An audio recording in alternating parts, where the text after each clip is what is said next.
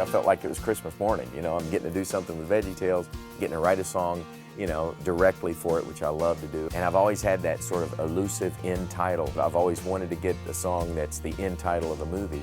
Finally, my moment comes, you know, and it's so appropriate. It's VeggieTales. Have we got a show for you? Yeah, we got quite a long history together, me and the Veggie folks.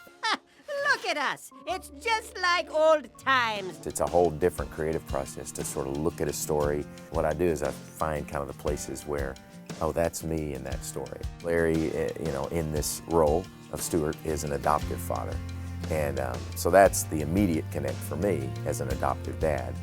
And then once I've connected to that, the inspiration, you know, comes real natural, because that's how I write all my songs. You are meant to be touching the lives that you touch, and meant to be here making this world so much more than it would be without you in it.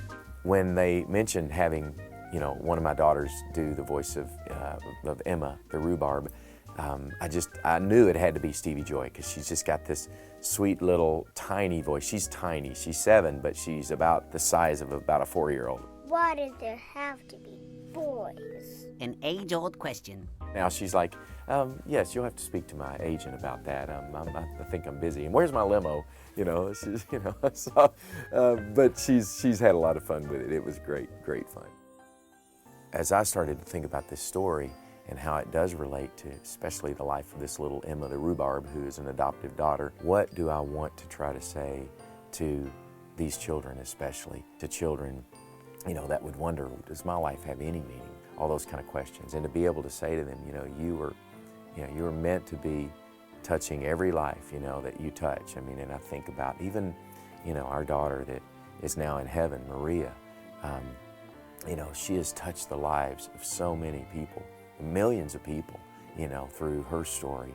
Mom and Dad, when I'm sad, you're so proud of me. When we adopted our first daughter, Shohana, we came home, flew from Beijing, China to Nashville, Tennessee, and we got off the airplane, and there were about 200 people there to greet us and welcome us home. I mean, friends and family. And before we got out of the airport, with our little girl to go home, we had several families come to us and say, we would love to adopt a child. That's a dream, a desire in our hearts, but it costs a lot of money and we just can't afford it. We realized we got to help these families. Out of that, something kind of grew called Show Hope.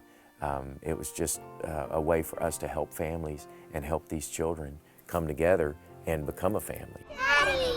Art, Barney, Emma, I missed you guys. This little girl was put in our arms, and in an instant, that was the clearest moment that I think I'll ever have of really seeing what God has done for us in creating us and then sending His Son to give us hope, to give us life, to call us His children. Did you see me, Dad? You told me to pay more attention on the field. Did you see me pay more attention? Ow! Ouch.